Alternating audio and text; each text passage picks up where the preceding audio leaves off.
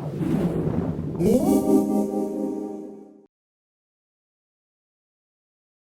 am so excited to talk to you about my who, my why, but more about the presentation of this award.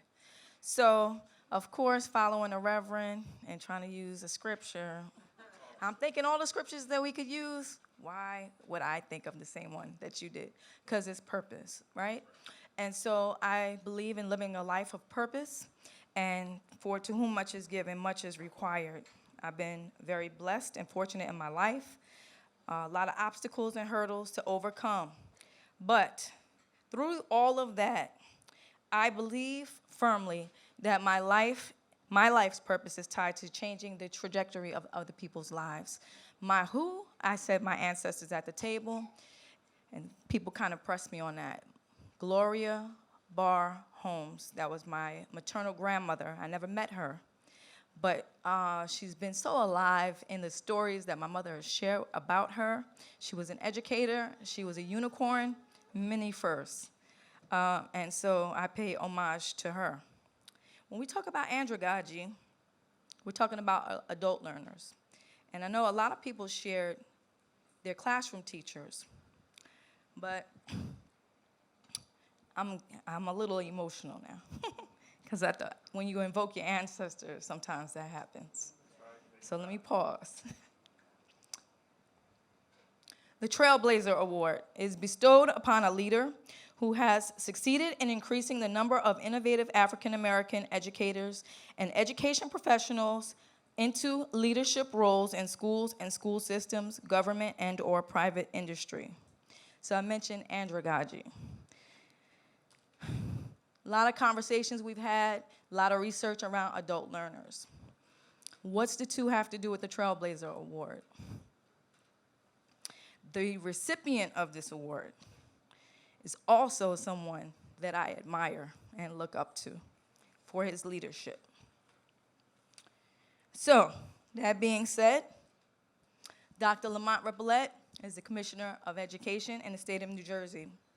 Briefly, just to give some background and context, he is the recipient of today's Trailblazer Award. He was appointed the Commissioner of Education back January 2018. And so when we think about this award and we think about exactly who and why, I can't think of anyone more fitting than he. He is the embodiment of ensuring that African American educators have moved and progressed. Under his leadership in the state of New Jersey, there's been a lot of expansion and a lot of opportunities for African Americans to move into education and into government. And so fitting and so appropriate. I want to thank Matt for this opportunity to be able to even present the award, because it is personal to me. As the Commissioner of Education, he's redesigned the New Jersey Department of Education to what he's dubbed NJDOE 2.0, taking that to the next level. He's recognized on the list of the top 100 most influential African Americans in New Jersey, and he's seated at the number 17 spot. He's also recognized on another list in New Jersey for the most influential policymakers, number 64. I've had the opportunity 2 weeks ago to attend a conference in New Jersey over the summer. Almost 2,000 people were in attendance at this conference. What is monumental about that? It was the first conference on equity hosted by the by the Department of Education, by the first Black Commissioner of Education. The entire state, which is represented by over 1.4 million students, were represented, had leaders from at all levels of education at this conference in the summer, on their free time, coming to learn. Very different spirit, very different approach to what professional development looked like in the state of New Jersey. As a Department of Education, typically it's a compliance-driven organization, but the idea and this notion of having a practitioner sitting in that seat and having that translate into what the experience is for New Jersey educators has been really profound. Under his leadership, the state graduation rate has increased to 90.9%. And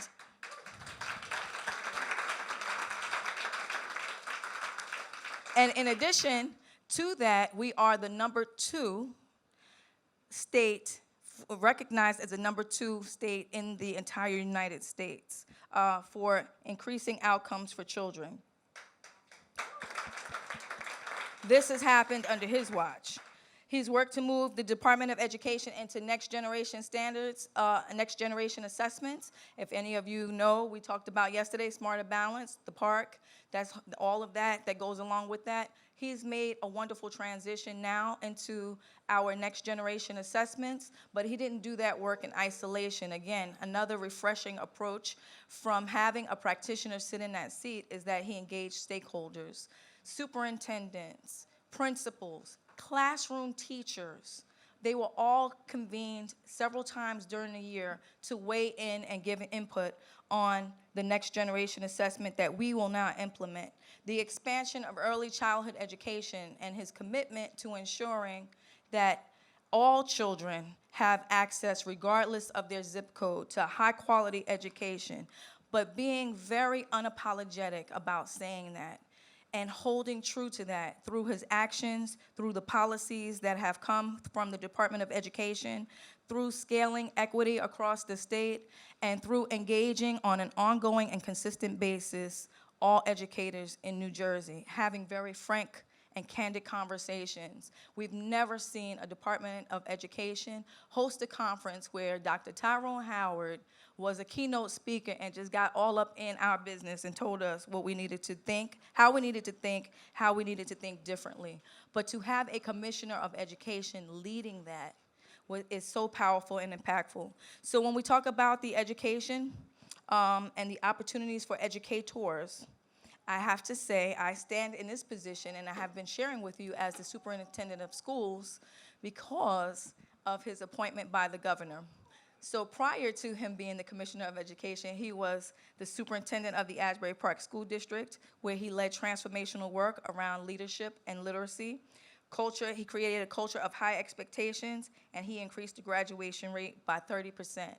So without further ado, and I could go on and on and on, but without further ado, I want to introduce to you, before he comes up, we have the video, our trailblazer, Dr. Lamont Repollet. Harness the strength of our diversity within our workforce, provide them skills they need for the next generation, then we will continue this greatness in New Jersey. Because right now, we are the #2 school system in the country. We have great students, we have great leaders, we have great educators, great teachers, and we have great legislators. So together, we're working to make sure that you have a pathway to success.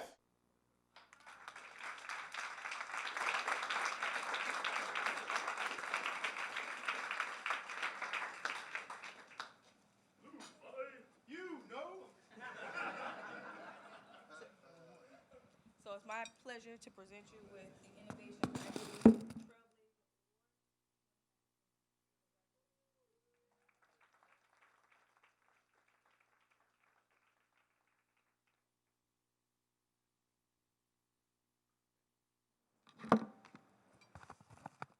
Now I know I stand between closing remarks and for us to enjoy this beautiful hour.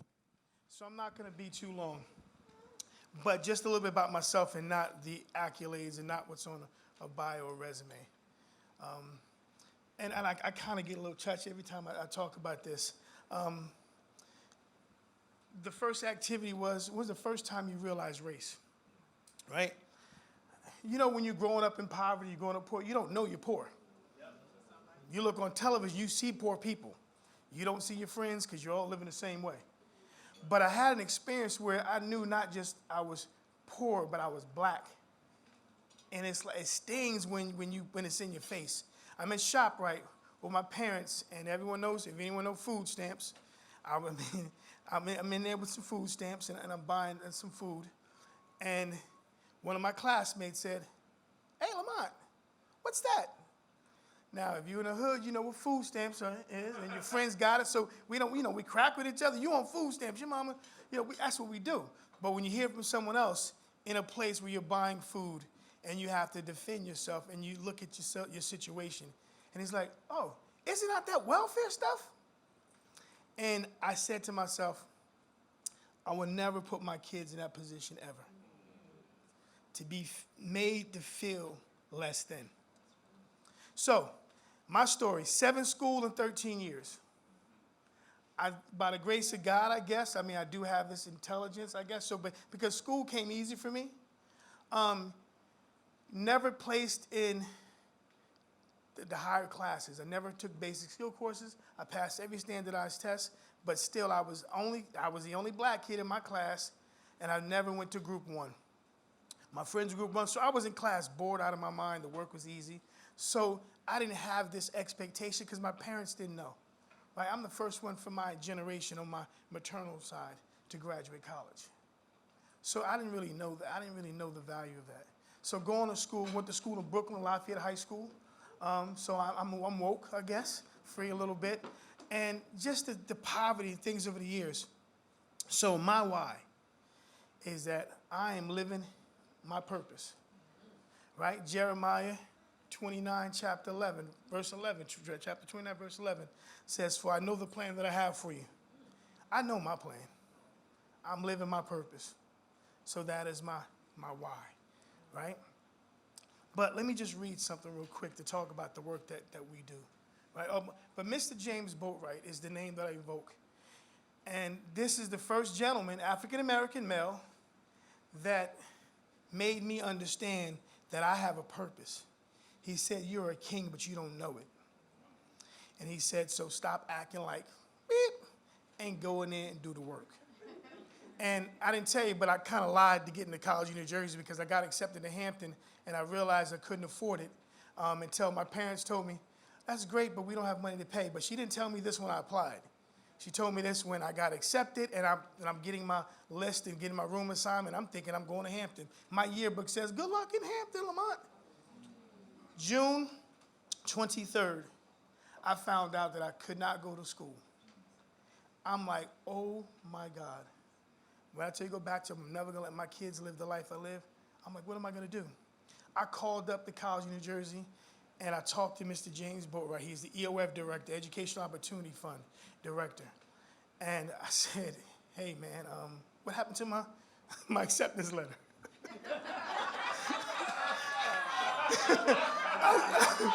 I said, because 2 of my classmates got in. He was like, acceptance letter? I said, yeah, you guys messed up. I said, what kind of school is this? I should think twice about going here. And he said, come in. This was the Monday before graduation on a Friday. I walked in, and Miss Perkins, God rest her soul, she said, Boatwright, you know the boy lying. You know the boy lying. You didn't. I'm like, excuse me, ma'am. Yes, I did. And then he pulled me in the back, and he said, for you to go through all this to go to school, I'm gonna have you in a program. You come on Saturday, but you got to fill out the paperwork. So you talking about an angel? So that's my Mr. Boatwright. And I'm not gonna be too long. I want you to read this real quick. You know how sometimes God puts signs in there? So like today, my other fraternity brother put out Carter G. Woodson. Now, that's my guy.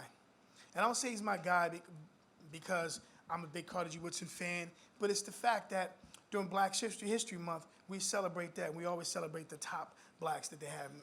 However, I started reading his work, and I was preaching at a school. I was preaching at a church. They had me come in the pulpit. And it said, if you can control a man's thinking, you do not have to worry about his actions. You do not have to tell him not to stand here or go yonder. He will find his proper place, and he will stay in it.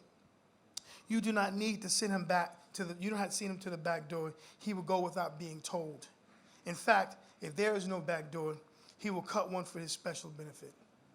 Now, it's important. I go back to Mr. Boatwright, the value of it. I go back to how I felt. I didn't realize I didn't have that self-worth. I didn't have anyone to tell me. I didn't feel special, right? I just feel I was some black kid who was just smart enough to lie to get into college.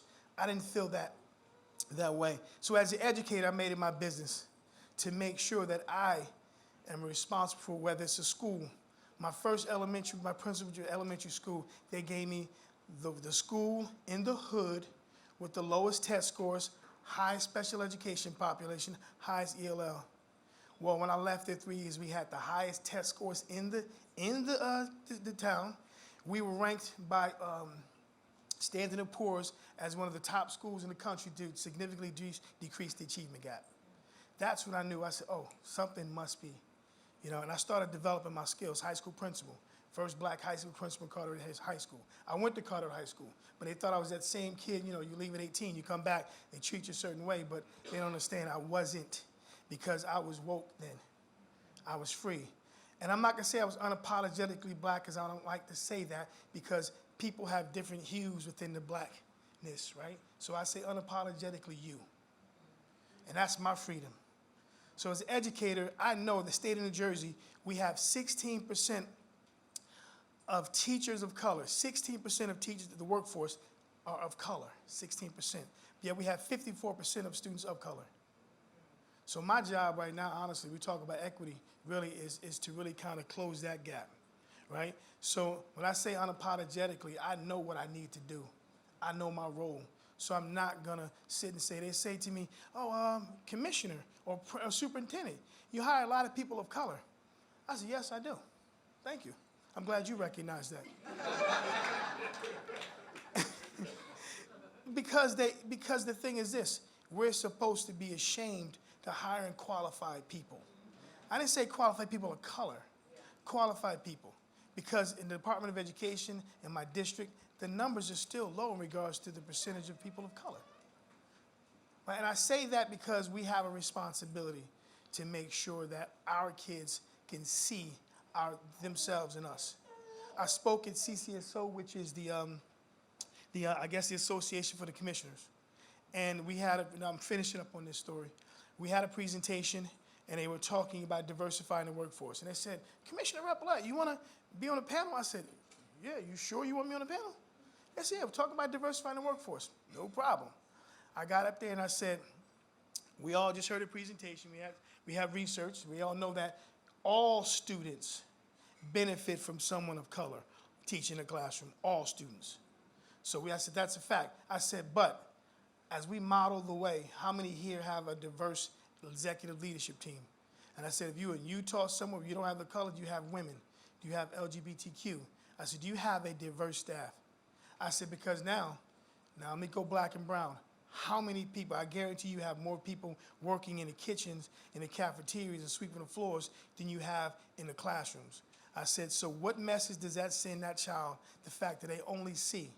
I only had one black teacher in high school for my whole system, one from K to 1 high, Carteret, one. So, of course, I'm not gonna sit and say, if you're a white teacher, you're a Hispanic teacher, you can't. No, I'm not saying that at all. Because I've been blessed with some great white teachers, helped me along the way, and I think a bunch of you guys have as well. But I didn't see that one teacher that I can connect, that I can go to. All right, I didn't see it at all. So I went to my rightful place. I went back to group 2 because no one told me I can go to group 1. But I wasn't smart enough to actually advocate. My parents wasn't wise enough, didn't have the information to advocate to get me to group 1 because they were never in group 1. So group 2 was okay. It was acceptable. So I lived that life where understanding I would go to my rightful place. And I did. All throughout my K to 12 system. I didn't realize that I got into college that, wow, I'm kind of smart. Because I didn't have anyone to tell me that you are special and you can do this and you have a purpose in life. So I end on this. I am very pleased that my coaching tree has great leaders such as Sancha Gray. The conversation I even had with Nardis, we talked back in the day. I got people that I brought along, and I feel very proud about that. And these are black, white, and anyone, because if you have effective leaders in these schools, no matter what color you are, they're gonna do their job. They're gonna make sure that these kids see value in themselves. And that's why I wanna thank our brother back there, Dr. Tyrone Howard, because he was our first keynote speaker for our first equity conference, for our first state conference, because next year, equity in action is the truth. Every division within my department will embed an equity goal in each one of their divisions, an equity SMART goal that we can actually measure and make sure that we can provide evidence of what they're doing. So thank you very much for this award, the Trailblazer Award. I feel honored because I think I am among my peers, and everyone here is a Trailblazer. Otherwise, you wouldn't be here. Everyone's a leader. So for me to actually get the first award to represent the great state of New Jersey, I want to thank the selection committee. I want to thank and publicly Matthew for having this concept with his team, whoever he, and also the CEO Jack Lynch for really coming up with this idea to have all these thought leaders in the room from different areas within the same educational ecosystem to come together to move with the purpose of innovation and equity. We need to think anew. We need to make sure, because in New Jersey we talk about equity is access, hope, and opportunity. Thank you. So, just again, we appreciate all the honorees, the selection committee, all of you all. I hope you all see this as a great first year, a great first crop of awardees. As you think about next year, people may nominate the work that they're doing, continue to think outside of the box, and continue to raise an example of what IFE really means. So thank you so much.